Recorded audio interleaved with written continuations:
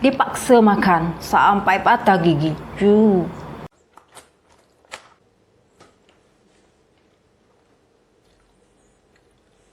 Sambung makan lagi, patah lagi kali kedua.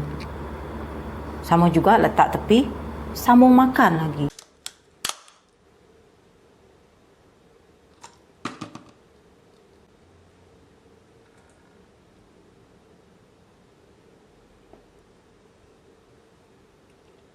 Makan otak lagi, masih berdarah-darah.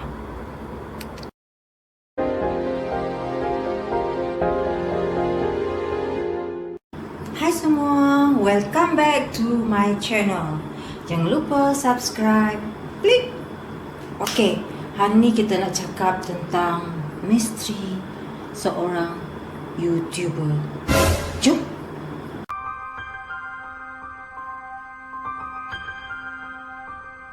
Ada kesan luka di bibir dan lebam di badan.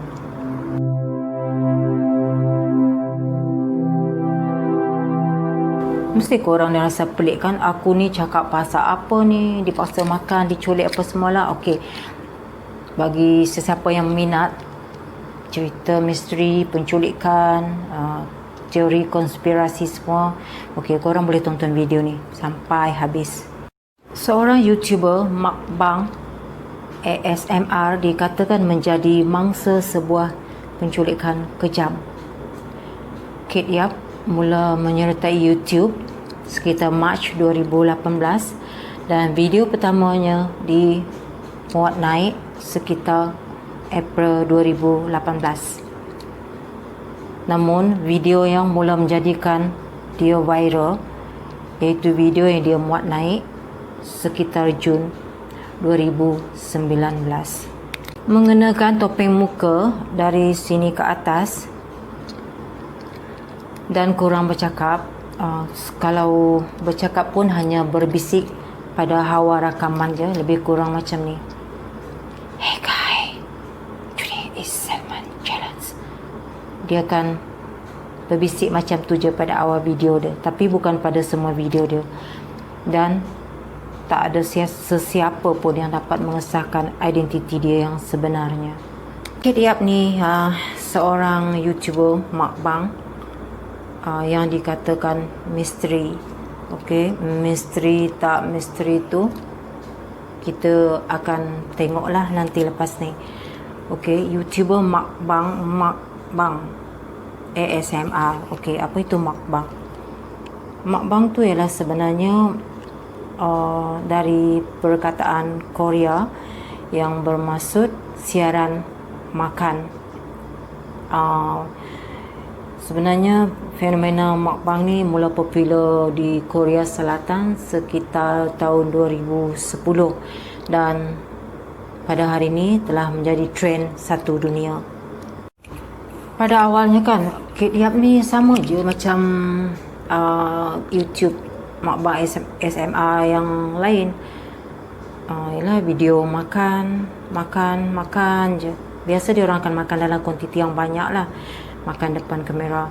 Okey, tapi dia ni dah mula jadi viral dan hangat diperkatakan selepas dia memuat naik videonya yang ke-26 kalau tak silap aku. Itu yang dimuat naik pada 22 Jun 2019. Video tu mula menjadi viral kerana para pengikutnya mula menyedari beberapa perkara yang mencurigakan di dalam video tersebut. Contohnya dia pada mula-mula sekali dia orang nampak kesan luka dekat bibir Kate Yap tu.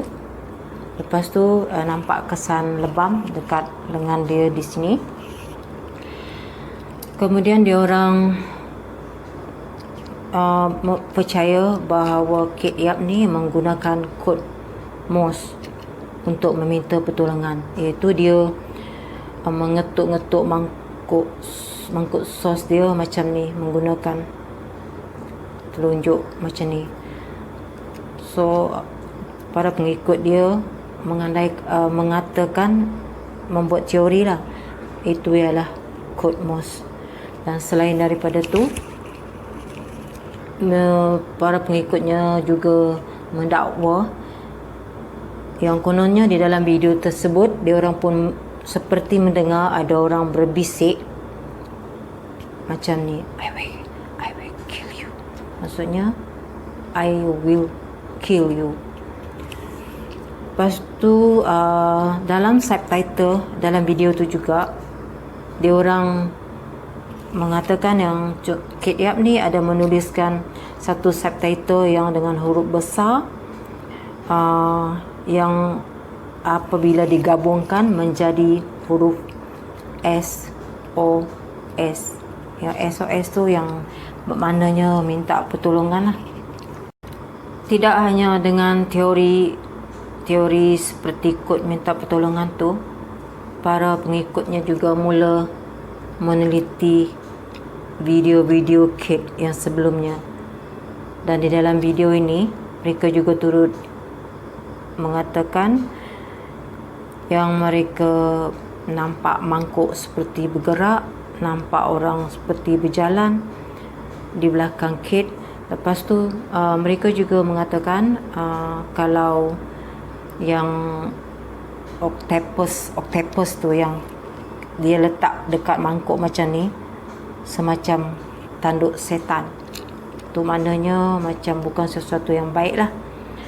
Dan lepas tu lagi ada pula yang kata dekat mangkuk yang dia guna tu juga untuk letak sos tu ada sebuah logo yang apabila diteliti dan dicari dekat internet telah membawa mereka ke suatu tempat di Grenoble di Perancis. Okey, logo tu ialah logo sebuah permainan yang dipanggil Challenge the Room. Lebih kurang macam tu lah. Challenge the Room ni sebenarnya sebuah permainan yang mana para peserta diberi masa 1 jam untuk memecahkan kod-kod tertentu untuk keluar daripada satu pintu ke satu pintu sehingga memenangi permainan tersebut. Melalui beberapa penelitian dalam video-videonya, Kate ni kalau kita tengokkan dia makan sangat gelojoh, panik. Lepas tu cara dia makan tu macam di bawah tekanan seseorang. Contoh, kau kena makan. Kau tak makan, kau mati. Lebih kurang macam tu. So dia macam panik, menggagau. Lepas tu macam lapar berhari-hari. Dia makan dalam kuantiti yang sangat banyak, penuh satu meja, tapi badan dia kurus kering. Kadang kalau kita tengok kan makanan yang berlonggok dekat depan dia tu kadang-kadang lebih besar daripada saiz badan dia. Kadang-kadang kalau aku pun terfikir juga macam manalah kapasiti perutnya tu boleh menampung jumlah makanan sebanyak tu. Boleh ke masuk semua dalam perut dia? Aku tak payah cakap lah, aku yang tak payah aku makan, aku yang duk menonton ni pun ada rasa macam perut aku pula yang rasa macam nak pecah, macam rasa tak mampu, makanan tu banyak sangat. Dah tu tengok dia makan makanan mentah, seafood mentah tu, makan lahap macam tu je, melahap macam tak tahulah nak cakap macam tu. Kalau aku memang tak berapa selera dah aku tengok dia makan makanan mentah. Apa tu, makan otak tu tak betul-betul masak, macam masih berdarah-darah. Aku tengok ni pun rasa macam mual. Bila melihat Adaf dia makan macam tu, gelojoh, panik, cepat, makan banyak, tapi badan kurus kering, tinggal macam merangka. So ni menguatkan lagi lah teori-teori para pengikutnya yang dia ni memang masa penculikan, dan dipercayai Kate ni dikurung, dibiarkan berlapar berhari-hari atau mungkin lebih lama daripada itu, dan hanya diberi makan ketika rakaman itu saja. Jadi sebab itulah dia makan macam orang kebulu setahun, tak nampak makanan, tak jumpa makanan. Makan tapi badan tetap kurus. Jadi memang betul lah dia ni diculik dan tak diberi makan dalam tempoh waktu yang lama. Selepas video dia yang menimbulkan macam-macam spekulasi tu, dan selepas video dia yang viral tu, agak lama jugalah Kate ni tak muat naik video yang baru. Kira-kira lebih hampir 2 bulan, lebih kurang 2 bulan atau hampir 2 bulan macam tu. So ini menambahkan lagi lah kerisauan para pengikutnya. Namun setelah hampir 2 bulan, iaitu sekitar Ogos 2019, akhirnya Kate muncul semula dengan video terbarunya, dan kali ini bertajuk I Am Alive. Kalau diteliti, tajuk ni memang berbeza daripada tajuk video-video dia yang sebelumnya. Kalau sebelum-sebelum ni dia biasanya menuliskan senarai makanan-makanan yang dia makan. Namun kali ini I Am Alive. Dan I Am Alive ni dikatakan sebagai satu mesej daripada Kate, iaitu yang mewakili nombor 911 yang bermakna kecemasan, iaitu dia sebenarnya memang betul-betul di dalam kesusahan dan seorang mangsa yang memerlukan pertolongan. Jadi mereka jadi pengikutnya mengandaikan macam ni, yang I itu mewakili nombor 9, M alive, AA itu ialah 11, so 911 kod kecemasan. Okey, tak hanya di situ, malah video Kate kali ini yang cuba menjelaskan keadaan bahawa dia tak apa-apa, dan dia ada tulis, "Hey, I'm alive, my friend. Everything is okay for me. Look at me. Prawn is just smaller than giant shrimp." Kalau diperhatikan huruf-huruf awal yang dia gunakan dalam subtitle itu, huruf itu dalam capital dan diboldkan. So apabila digabungkan dalam membentuk satu perkataan, iaitu help, HELP. Dan ini makin menguatkan spekulasi dan teori yang Kate ni memang betul-betul mangsa penculikan. Dalam video ni juga, para pengikutnya mendakwa kalau mereka menggunakan earphone, mereka boleh mendengar suara orang bernafas di belakang Kate ketika dia sedang makan tu.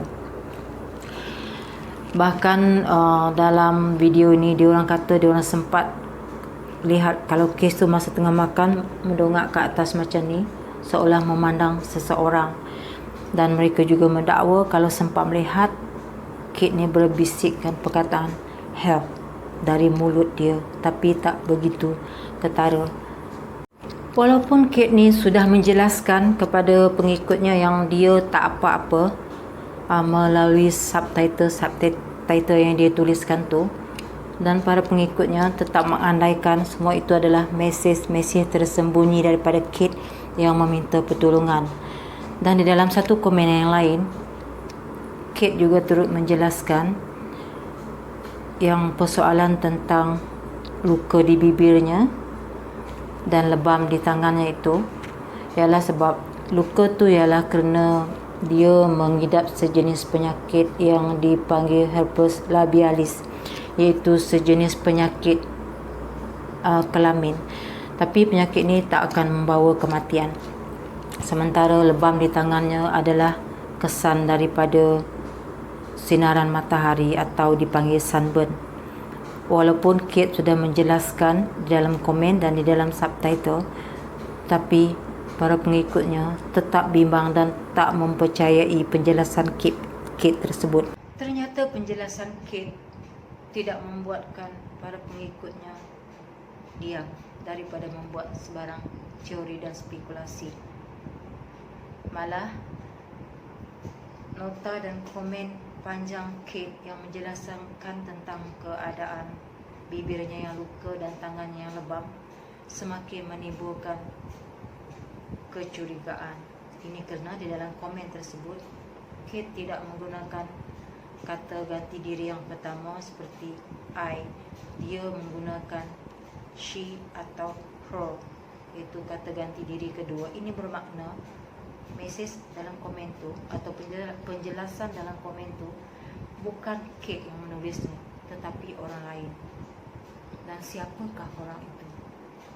Di dalam video-video Kate yang berikutnya, para pengikut-pengikutnya terus membuat bermacam-macam andaian dan terus bimbang akan keadaan Kate ini.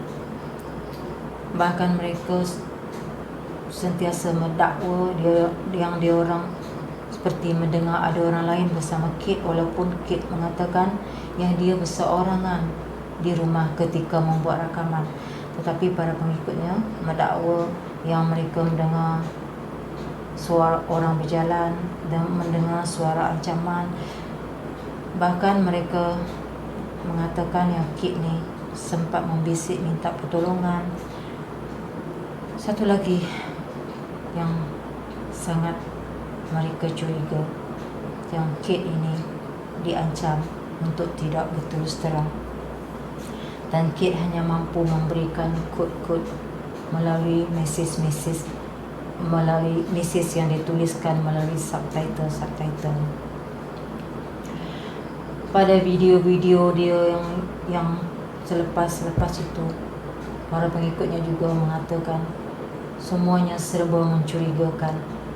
Sebagai contoh, mangkuk sos bergerak, wafer iron tu bergerak dengan sendirinya, meja bergerak, seakan-akan mendengar orang membuka pintu dan langkah orang di belakang Kate. Dan bagi aku kan, satu benda yang aku rasa macam tak boleh aku nak terima, macam makan patah gigi sampai 2 kali.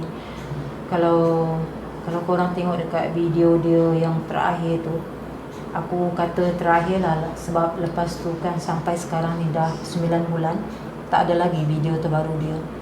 Dan inilah yang menyebabkan Kate ni semakin misteri, dan para pengikutnya setiap hari akan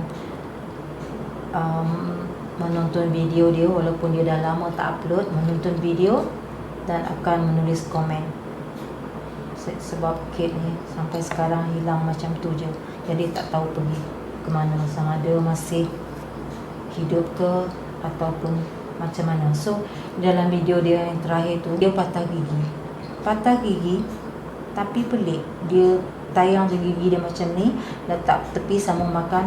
Korang perasan tak gigi dia langsung tak ada darah?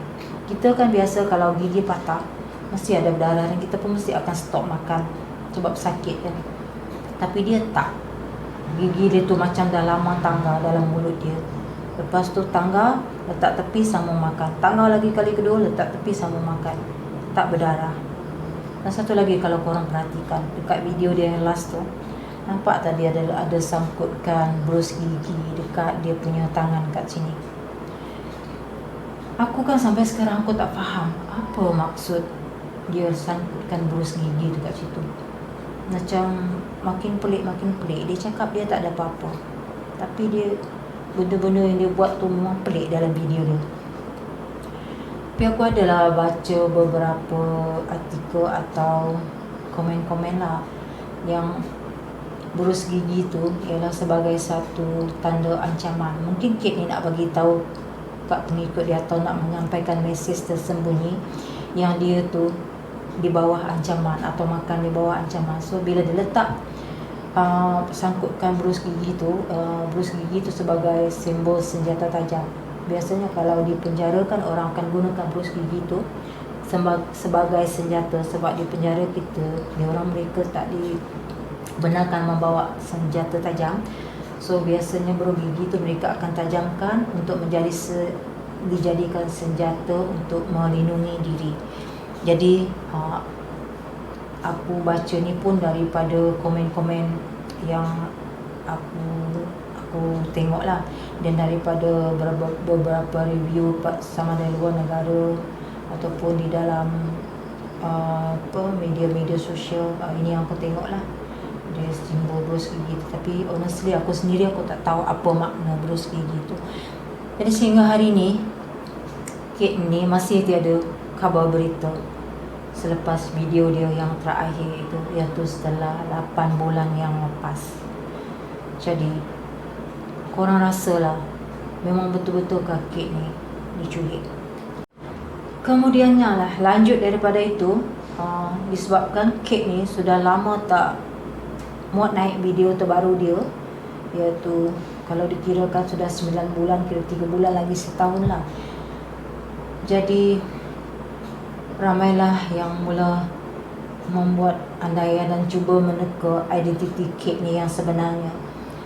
Ada andaian mengatakan yang Kate ni sebenarnya sudah berjaya melarikan diri daripada penculiknya, dan sebab tu dia tak membuat video lagi. Ada juga yang mengatakan Kate ni mungkin sudah mati kerana penyakit yang dihidapinya, ataupun mungkin disuntik oleh virus HIV oleh penculiknya. So bermacam-macam andaian yang timbul.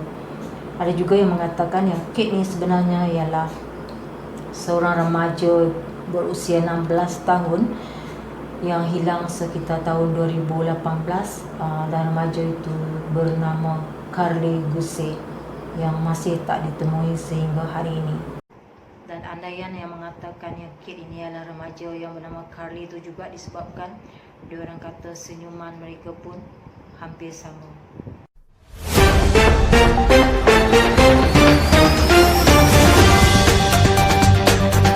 Andaian yang lain mengatakan yang Kate ini ialah, identiti sebenar Kate ini ialah dia ni seorang UFC fighter yang bernama Joanna Jędrzejczyk, iaitu seorang UFC fighter pun wanita yang berasal dari Perancis. So andaian ni dia orang buat kerana merasakan yang senyuman Kate tu dengan Joanna ni hampir sama, dan dia orang sama-sama berasal dari Perancis. Sebab kalau kita tengok pada video Kate yang pertama tu, dia menggunakan bahasa Perancis dalam subtitle dia. Jadi Joanna ni pun dari Perancis. Jadi dia mengandaikan yang Kate ni adalah Joanna. Aku pun tak tahu yang mana satu betul, sebab Kate ni dikatakan mirip orang tu, mirip orang ni, dikatakan individu tu, dikatakan individu ni. Apa yang pasti, sehingga ke hari ini Kate ya masih lagi misteri dan masih tidak dapat dibuktikan dengan tepat identiti dia yang sebenarnya.